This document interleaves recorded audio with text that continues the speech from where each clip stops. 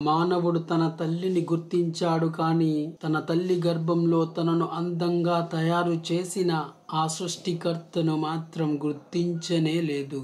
సోదరులారా, మిమ్మల్ని మీ తల్లి గర్భాలలో ఎవడు తయారు చేశాడో అతని గురించి మాత్రమే నేను మాట్లాడుతున్నాను. ప్రజలు ఎలా ఉన్నారు అంటే, ఎలా మారిపోయారు అంటే, ఇంట్లో నలుగురు ఉంటే నలుగురికి 4 దేవుళ్ళను కల్పించుకొని విశ్వసిస్తున్నారు.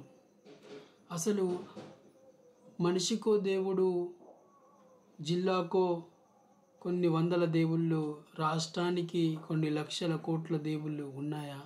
లేవు. నిన్ను పుట్టించి నీ తల్లి గర్భంలో నీకు ఆహారాన్ని ప్రసాదించి ఈ భూమిపైన వచ్చాక కూడా అన్ని అవసరాలు తీరుస్తున్న ఆ సృష్టికర్తను మాత్రం నువ్వు గుర్తించవు.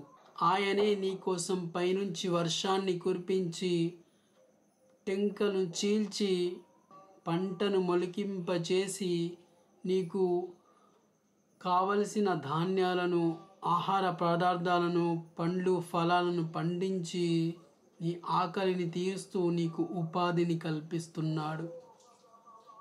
ఆయనే అత్యంత కరుణామయుడు. ఎందుకంటే నువ్వు ఈ రంగురంగుల ఈ ప్రపంచంలో వచ్చాక ఆయనను మర్చిపోయి నీ ఇష్టానుసారం జీవితం గడుపుకుంటూ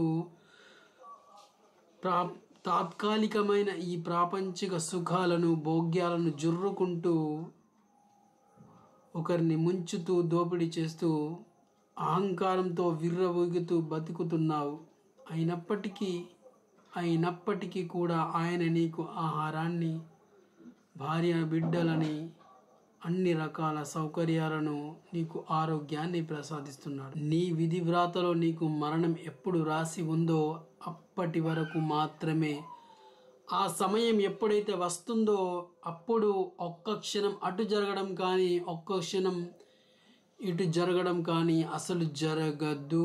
ఎప్పుడైతే మరణం నీకు ముంగట వచ్చి వాలుతుందో అప్పుడు నిన్ను మరణం నుంచి ఎవడు రక్షించలేడు. అప్పుడు నీ సమయం ముగిసిపోయింది. ఇకనైనా గుర్తించవా నీ సృష్టికర్తను? సోదరులారా, హిందువులు మాకు 3 దేవుళ్ళు ఉన్నారని భావిస్తున్నారు, కల్పించుకున్నారు. క్రైస్తవులు ఒక ప్రవక్తను దైవంగా భావించి ఆయనను దైవ సంభూతునిగా భావించి ఆరాధిస్తున్నారు. ముస్లింలు బూటకపు కొంతమంది సోకాల్డ్ ముస్లింలు కూడా జెండాలను, దర్గాలను, వలీలను, బాబాలను ఆరాధిస్తూ గుడ్డిగా ఖురాన్ను చదవక అజ్ఞానంధకార తిమిరాల్లో కొట్టుమిట్టాడుతున్నారు. సోదరులారా, నేను మతం గురించి మాట్లాడడం లేదు. మనల్ని మన తల్లి గర్భంలో రూపాలను చెక్కి మనల్నందరినీ ఒకే రూపంలో సృష్టించి మనకు ఆహారాన్ని ప్రసాదిస్తున్న ఆ సృష్టికర్త గురించి మాత్రమే మాట్లాడుతున్నారు. ఆయనే మనం దీన్ని మర్చిపోయాము.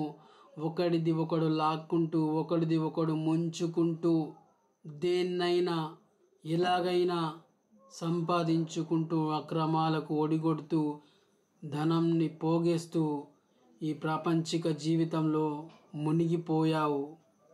సోదరులారా, మనల్ని సృష్టించిన ఆ సృష్టికర్తకు కృతజ్ఞతాపూర్వకంగానే జీవించడమే మన యొక్క ధర్మం.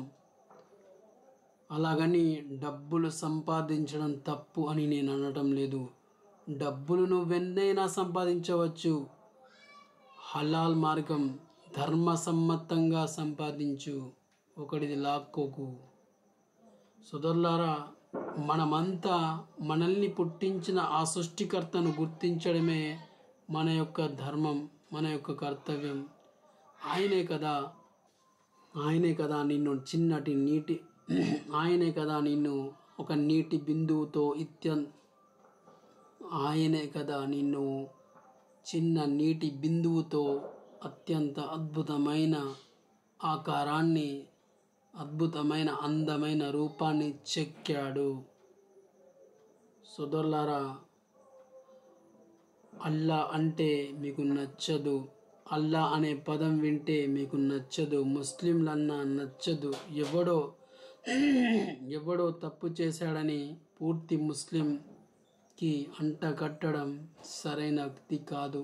ఎందుకంటే తెలుగు రాష్ట్రాల్లో ఉన్న ప్రజలందరినీ సృష్టించిన ఆ సృష్టికర్త అల్లాయే. తెలుగు రాష్ట్రాల్లో ఉన్న ప్రజలందరినీ సృష్టించిన సృష్టికర్త అల్లాయే. తెలుగు రాష్ట్రాల్లోనే కాదు, ఈ భూమండలం పైన ఉన్న మానవులందరి నిర్మాత, మానవులందరి చక్రవర్తి, మానవులందరి ఆరాధ్య దైవం అల్లాహ్ మాత్రమే. కానీ అల్లా అంటే మీకు నచ్చదు. సోదరులారా, అల్లా అంటే మీకు సరైన జ్ఞానం లేకపోవడం వలనే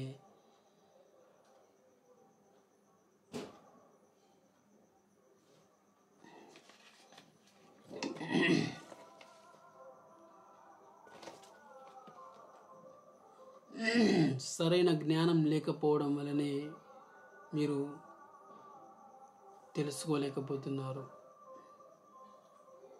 అసలు అల్లా అంటే ఎవరు? అల్లా ఎలా ఉంటాడు? సోదరులారా, అల్లా అంటే మనిషి కాదు. మనిషికి ఉన్న లోపాలు, బలహీనతలు లేనివాడు. ఆయన పుట్టించేవాడే కానీ పుట్టేవాడు కాదు. ఆయన మరణాన్ని ప్రసాదించేవాడే కానీ మరణించని వాడు. మనలందరికీ ఆహారాన్ని ఇచ్చి మన ఆకలిని తీరుస్తున్నాడు, కానీ ఆయనకు ఆహారం అవసరమే లేనివాడు. తల్లిదండ్రులు లేరు, భార్య బిడ్డలు కూడా లేరు. ఆయనే ఆది, ఆయనే అంతం.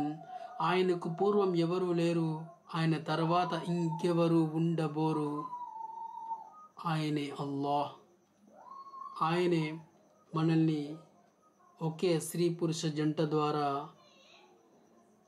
పూర్తి మానవ సమాజాన్ని ఈ భూమిపైన వ్యాపింపజేశాడు. ఆయనే మనల్ని ఆకాశం నుంచి వర్షాన్ని కురిపించి, పండ్లు ఫలాలను పండించి, మన యొక్క ఆకలిని తీరుస్తూ మనకు ఉపాధిని ప్రసాదిస్తున్నాడు. కనుక మనల్ని మానవ సమాజంలోని కొంత వ్యక్తులని ఆరాధ్య దైవాలుగా నిలబెట్టకండి. మానవ సమాజాన్ని నిర్మించి ఈ భూమిపైన వ్యాపింపజేసిన ఆ సృష్టికర్తను మాత్రమే ఆరాధించాలి. ఇదే సరైన ధర్మం, ఇదే సరైన కర్తవ్యం.